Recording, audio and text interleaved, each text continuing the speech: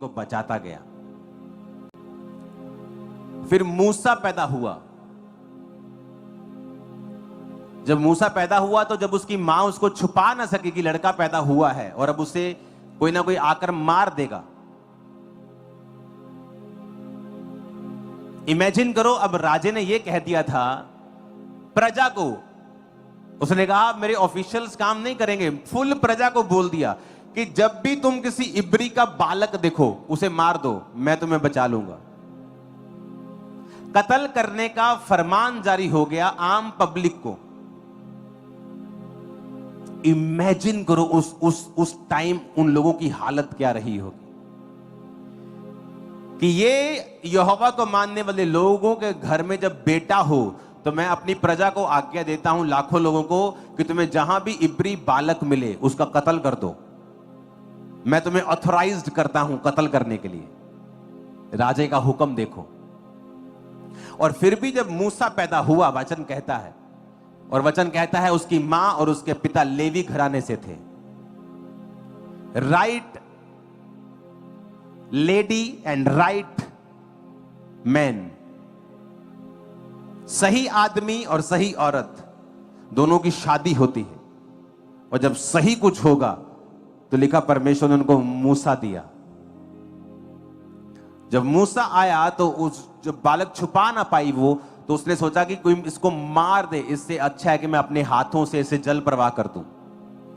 तो टोकरी बना के उस पर मिट्टी लगा के वाटरप्रूफ करके उस टोकरी को उसने नील नदी में छोड़ दिया।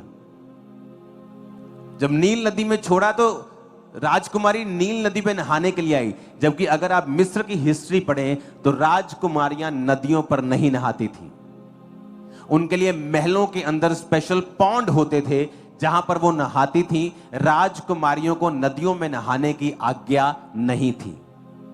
पर उस समय वो सारा इंसिडेंट परमेश्वर की ओर से ठहराया गया था कि जैसे ही उधर से उसने अपना बच्चा नदी में छोड़ा और उसकी बहन जो थी मूसा की, वो उस पानी को बहते हुए, उस बच्चे को बहते हुए दूर दूर देखती गई कहां तक जाता है, कहां तक जाता है।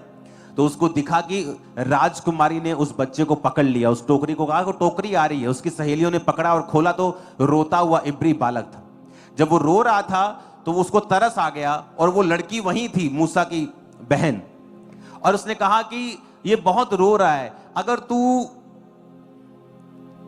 चाहती है तो मैं किसी इब्री जनानी नु फड़ लिया, वहां दूध पिया देवे।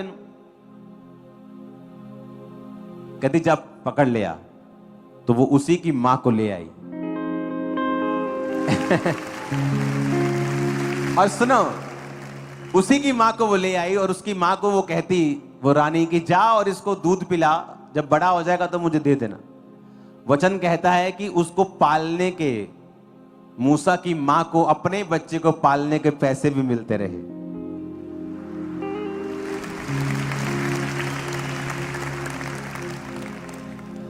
इमेजिन करो परमेश्वर किस तरह से सारी घटनाओं को करता था। मैं आपको बताता हूं, खुदाबंद आपके साथ खड़ा है, मैं आपको बता रहा हूं। अब मैं सारी घटनाएं आपको नहीं बता सकता वो कैसे खड़ा है, लेकिन वो ऐसे खड़ा है ना, आप सोच भी नहीं सकते। जबरदस्त, पक्की यारी है, पक्की।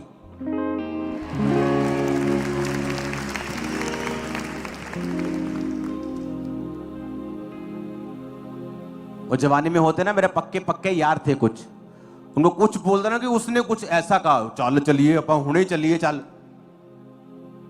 पक्की यारी जीसस के इस कलीसिया से पक्की है यारी, बहुत पक्की, जबरदस्त पक्की। इमेजिन करो कि वो रानी के दिल को उसने चेंज कर दिया कि जा आज तू नदी पे जाके नहा। और वचन कहता कि वो आई और जब मूसा को उसने दूध पिला के बड़ा करके उसको दिया तो मूसा फिर राजमहल में पलने लगा। राजमहल में पला और राजकुमार बन गया और अगला राजा मूसा था। लेकिन वचन कहता है उसको पता था कि वो इब्री है, और जब बाहर जाकर अपने इब्री भाइयों की हालत देखने लगा तो उसको पता था कि वो इब्री लोगों को वो छुड़ाना चाहता था। और बाइबल कहती है उसने एक मिस्री को मार दिया जब उसने इब्री के ऊपर कुछ जुल्म किया। और कल को फिर निकला कि इब्री लोग मेरा आदर करेंगे, और दो इब्री आपस में लड़ रहे थे, तो एक ने कहा कि तू हमें क्यों समझा रहा है, जैसे कल तूने एक मिस्री को मार दिया था, हमें भी मारना चाहता है। जब मूसा को मालूम हुआ कि यह बात खुल गई है, और राजा ने जब सुना कि मूसा ने हमारे ही बंदे को मार दिया, ये इब्री का इब्री रहा, तो उसने जब उसको मरवाना चाहा तो मूसा वहां से भागा।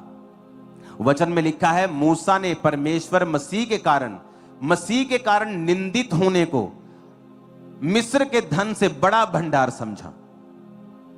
मूसा को पता था कि मुझे क्या लेना देना है, मैं क्या कर लूंगा, ये इब्री जो है इन पे जुल्म होता है, मेरी आवाज क्या कर लेगी, मैं एक अकेला जान क्या कर सकता हूं। मेरा कंफर्टेबल मेरी लाइफ है, मेरे पांव के नीचे सोने चांदी के जूतियां हैं, कपड़ों में सोने चांदी है, मेरे बर्तन सोने चांदी के हैं, मैं क्या एफर्ट करूंगा।